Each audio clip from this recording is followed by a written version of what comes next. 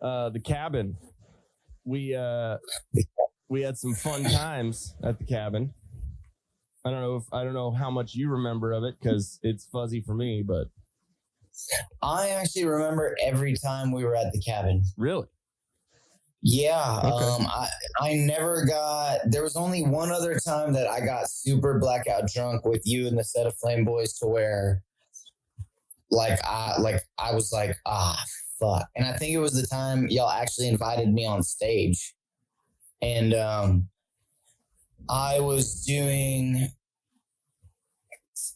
I'm trying to think here. I can't remember who y'all had played with. I want to say it was. No, it wasn't the For Today Straight from the Path show, because that's the one where. That was Emos, yeah. Emos Outside. Yeah, that was Emos, and I feel like that's the picture where you see me like this. Oh yeah, and yeah, like over the table, yeah. And me and I think Caleb are dapping or something. Yeah. Is it Caleb or is it me and you? But I think it might be him. Yeah, I think it's Caleb. Speaking of Caleb, which is funny because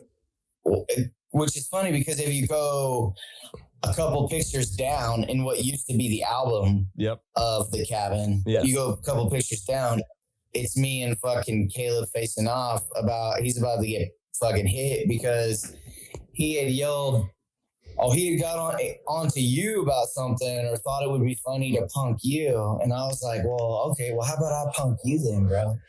Yeah, and it was like, you're in my house.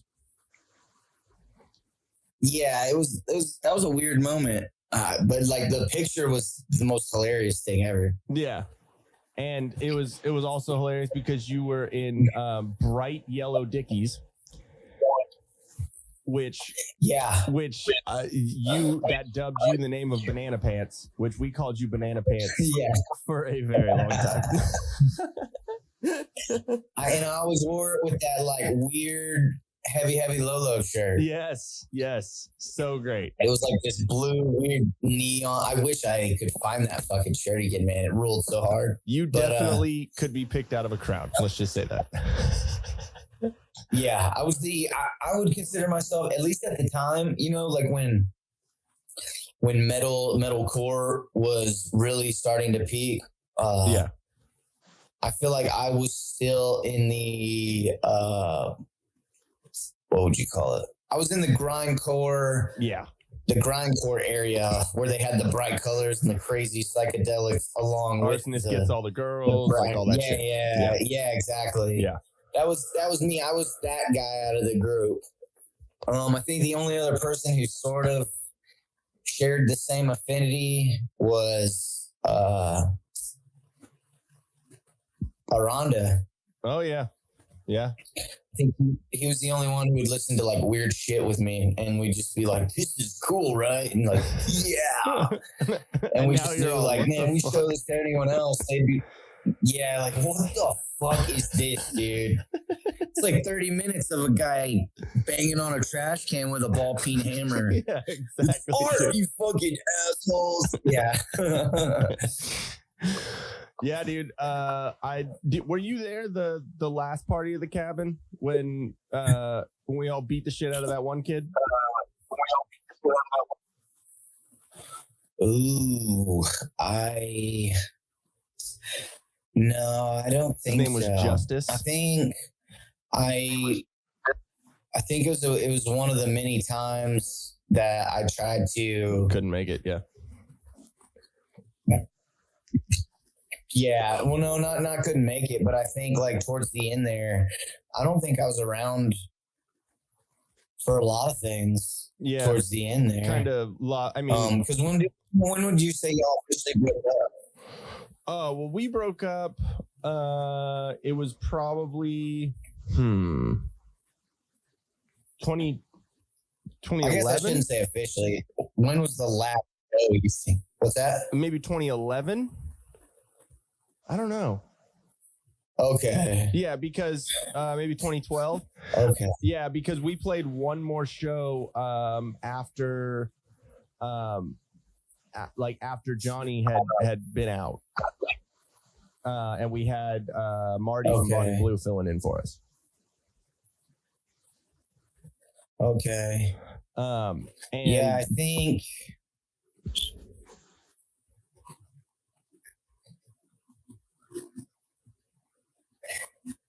Yeah, I think. Well, when I saw you at the one bar, was Set Aflame still around, or wasn't it already over by that point?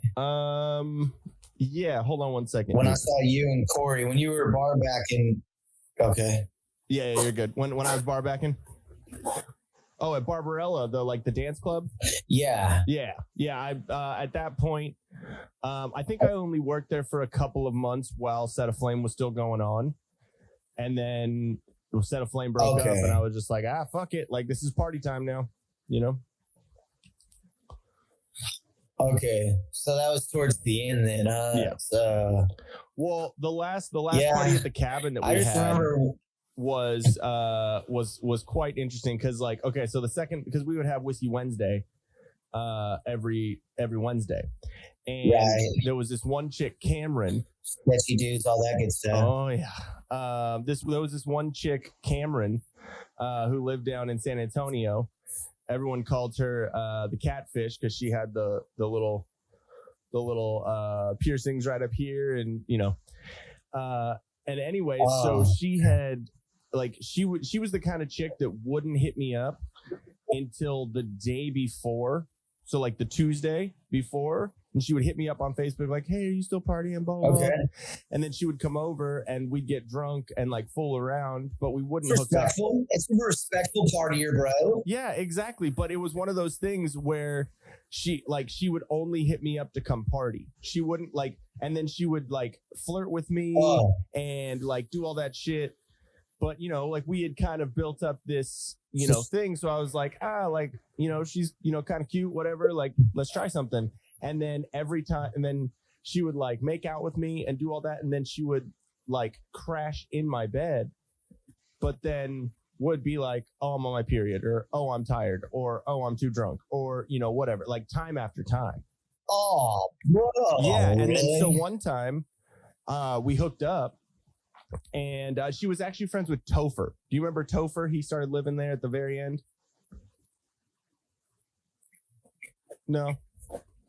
He had he had a lighter blonde hair, didn't he? It was like a little scene mullet kind of or thing. You might be thinking of a yeah. No, I remember. Yeah. And then so is he the one? It was. What's up? Are we having a delay? Is that why every time I'm like, hey, blah, blah, blah, blah, blah? Yeah, I think there's a little bit of a delay. Is there? Yeah. Okay. I'll try to fucking. No, you're good. So anyways, so that's how he kind of moved in. He moved in because I had known Cameron and we were looking for a roommate because all that Casey bullshit that went on. And so he moved in, and then since she felt this sort of oh, that's my friend living there, so I kind of I'm there, it's my friend living there, so I could just be here whenever I want. I'm like, nah, I can do whatever the fuck I want. Yeah, and I'm like, no, this is my house, so if you're gonna crash in my bed, something's gonna happen, right? And so finally, we finally hooked up, right? And then the next week when she came back, she slept in my bed, and so putting the moves on her, trying to it already happened, so might as well do it again. And she was like, "Oh, just because we fucked once doesn't mean that it's gonna happen again." And I was like, "All right, well, you're not my girlfriend, so you can sleep on the couch."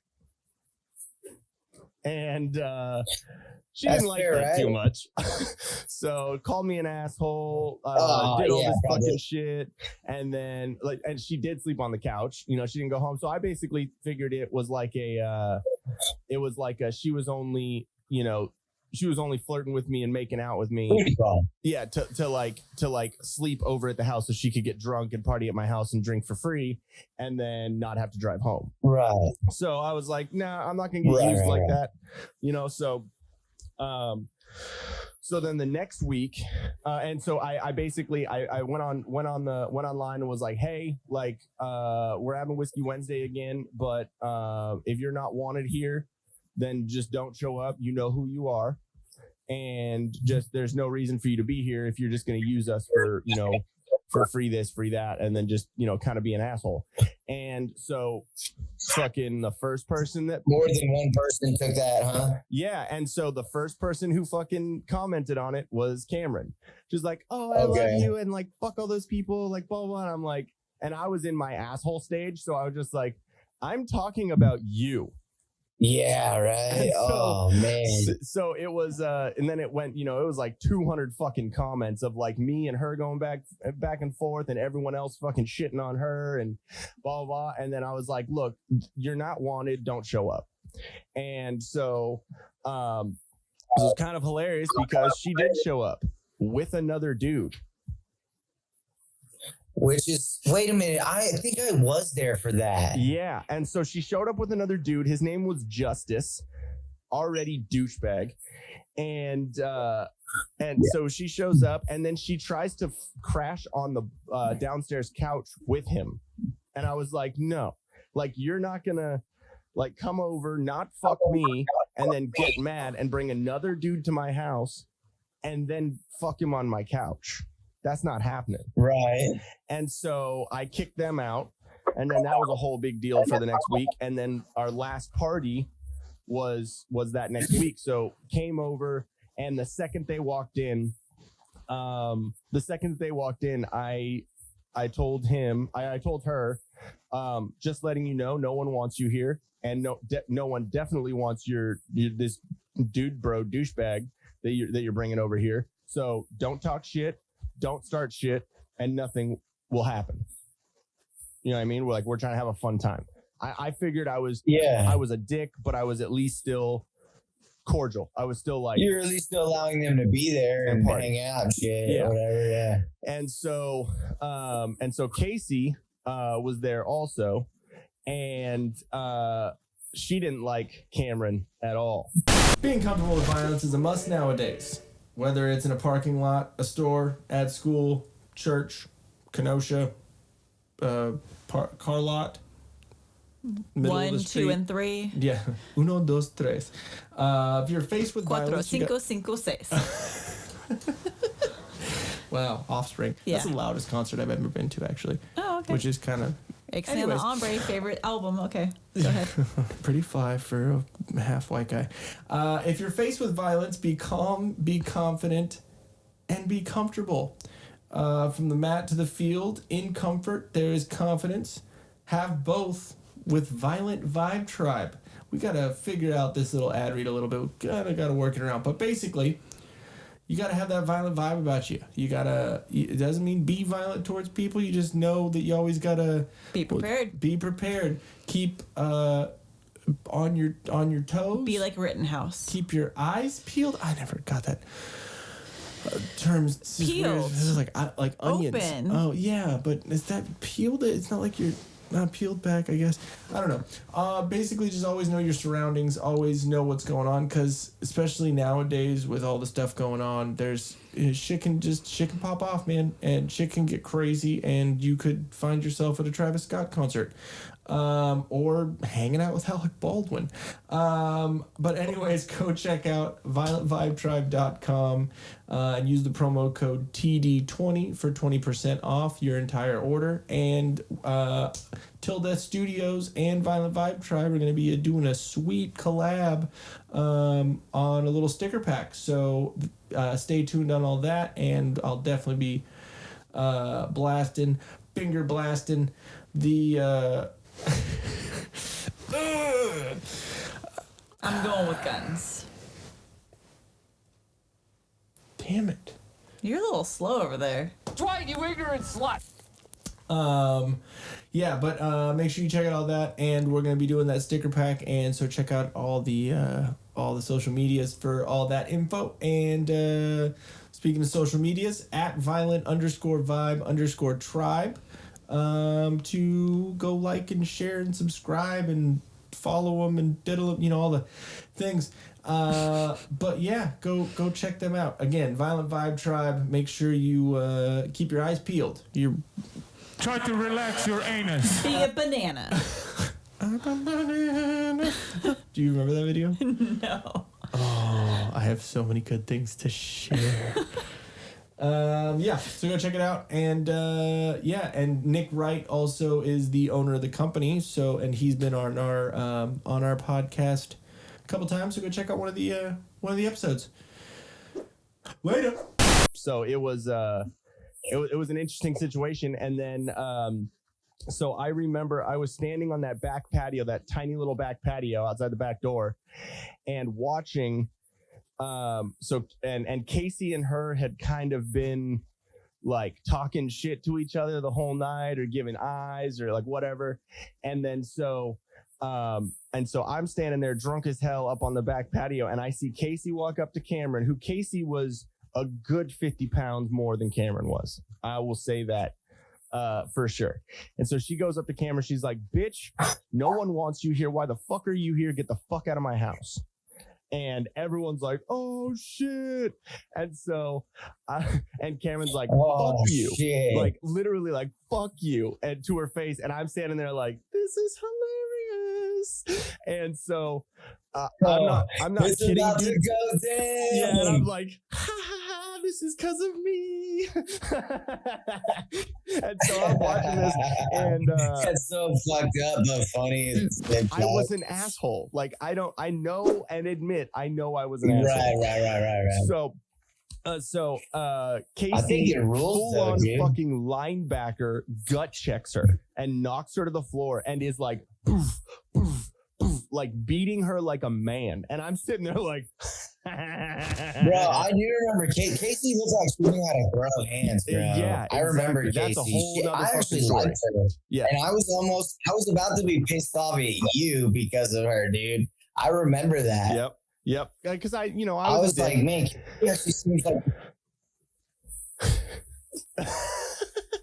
But that's a whole. She was so awesome, man. And it was like I had to hear about it all the fucking time. Oh yeah, no, I I was a dick. I'll admit that. But every story has two sides.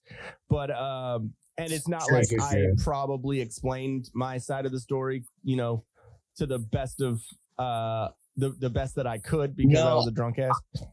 Right. I think we kind of got to see some of her true colors, which weren't that bad, but at the same time, it was like, Casey, you need to chill the fuck out, man. Like some of the shit you're saying is just way too much. Oh yeah, she was a nutcase, but anyways, so I see this go down, and Marshall, and the funnier thing too is, so we had those big floodlights out in the yard, remember?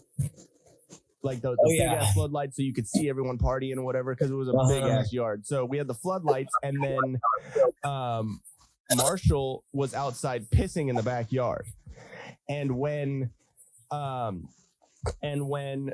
Casey tackled Cameron, it bumped Marshall, who was in the middle of pissing. Oh, so it was literally one of these, and just. He pissed all the way up Cameron's leg. Oh no shit! So she's getting her face pounded in. She got pissed on. Like it was not. She's getting a golden shower and getting fucking stomped on, bro. a good time for her. And I remember standing there just 70s are alive and well. So I was standing on the little porch thing, just like, oh my god, dude, this is getting a little extra. And so someone pulled Casey off. Oh my god! It's like, and so someone pulled Casey off of Cameron, and Cameron got up, and I swear it looked like Kill Bill 2 when Uma Thurman like comes out of the grave and she's all covered in dirt and fucking. Oh man! So she gets up, and then so I'm on the porch, and I'm like, all right, you got taught a lesson. You know that no one wants you here. Get the fuck out. And so then this dude, Justice, goes, "Hey, shut the fuck up." And I was like, oh, now I can get involved. Like you just gave me free reign, bro. Yeah, like I'm not gonna go scream. Like I'm not gonna go have a yelling match or like get in a fight with a girl. Like that. There's no reason. But you, sir, this is gonna be fun. And dude was tall. He was at least a head taller than me. So it's not like I was going against someone who was fucking my size. So look, I look like a W, bro. What the fuck? So anyway, so I go up to him and I was like, "Hey dude, like you need to get the fuck out. Like you already saw what happened to Cameron and you're her ride. So you need to leave. No one wants you here. This is my house. Get out. I'm going to turn around and go get my dog," because Gonzo was barking his head off inside. So I was like, I'm gonna go get my dog and I'm gonna tell him to calm down. By the time I come back out, which is about 2 minutes, you need to be out of my house. And so so he didn't hit me until I turned around, and then he pushed me in the back. And so I, bitch move. So I fucking turn around, like arm ready to swing back. And as I'm swinging back, fucking Davenport comes up out of nowhere and just fucking throat grabs him and lifts him up off the ground. Nice. Yeah. And so I'm like, fuck yeah, Corey. But damn it, Corey, I wanted to hit him. You know what I mean? Yeah, right. I wanted to get one in, bro. Yeah, exactly. And so he picks him up and he's like, all right, you going to calm down? And then puts him down. And he's like, all right, I'm seconding what he says. I don't live here, but I'm his best friend. And if you don't leave here right now, all of these people who don't like you are going to beat the shit out of you. And and then again, dude waits until Corey turns around like a bitch and then pops him in the back of the head. And dude, when I tell you it was like ants on a crumb of fucking cake, it was nuts. Everyone piled on this dude, just fucking beating the shit of the fucking OSD. I mean, that kind of sucks for him, but yeah, but I mean, you had chances, and that always sucks when you're trying to be like, well, bro, that's pretty fucked up. Yeah, but I mean, like, did I not warn you multiple times? The second you walked into my house, I told you don't start shit. Right? Yeah, exactly. I mean. Yeah, and I mean, back then, I hate to be the guy that's like, well, boys will be boys. But I mean, back then, I mean, yeah, the cabin, it's funny that it's called the cabin because it felt like a Wild West saloon every time we had a fucking party out there. So I don't think. So like, I remember we fucking like they're all piled on top of him. I didn't get a hit in. I'm still pissed off. So I'm like literally trying to stomp from the outside, trying to like stomp his foot or his leg or like something. Yeah, right. Let me get a piece so I can at least say like I was a part of this. Yeah, exactly. Like, cool. I stomped him. And so anyway, so he gets out of the dog pile, runs over to the side, and I had gotten Gonzo at this point, or someone let Gonzo out. So Gonzo literally darts out of the fucking house and tackles him and starts biting on him. And I was like, fuck yeah, Gonzo, like you're my dog, like fucking your dog's like murdering someone and you're like, hell yeah, brother, get him. Yeah, exactly. I'm like, high five, bro. And so someone pulls Gonzo off of him, and then he has to walk through the house to like get out. Like that was the only way to get out. I guess the gate was locked or something. And so he walks up to where those stairs are, and you remember Nolan, fucking James Nolan. Yeah. He was upstairs watching it all, and so he didn't get to get in on it. And Nolan always liked to fight, so he fucking speared him off of the fucking stairs into all the trash bags that we had. Like, damn. So yeah, dude, it was bad. And then fucking he finally like left, and then we're all like, fuck yeah, and the rage continues. Yes, dude. It was good. There was some fun times there, but I just remember the only way to be initiated into fucking OSD was to shot collar.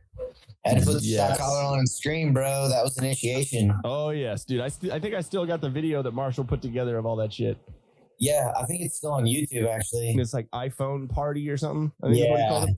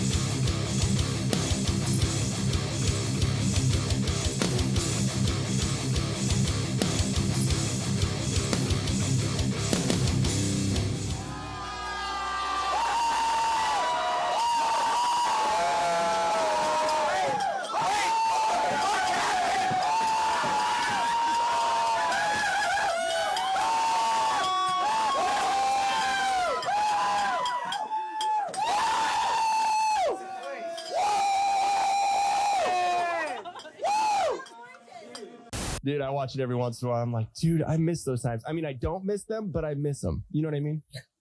Yeah, I'm the same way, man. It's like, God, I wish I could just. I think the only thing I miss about it is like being able, or I guess I'm not even missing it, really. I'm just reminiscing and thinking, man, if I knew what I knew now. Yeah, dude. And was able to party then, I wouldn't have like took it for granted. Yeah, because even though I cut loose, I still feel like I took it for granted just a little bit. Yeah, exactly. You know, you look back on things and you're like, fuck, man, if I would have done something different or done this. But then at the same time, like all those things, like led to where we're at now. Exactly. It builds you into the person you are now, you know, for better, for worse, you know, whatever. So. Yeah, butterfly effect and all that jazz. Yeah, exactly. What's going on, guys? You just watched a clip of the Till Death podcast. Thank you for your support.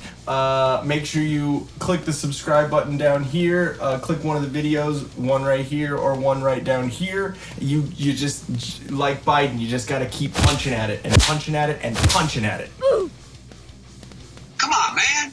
Damn.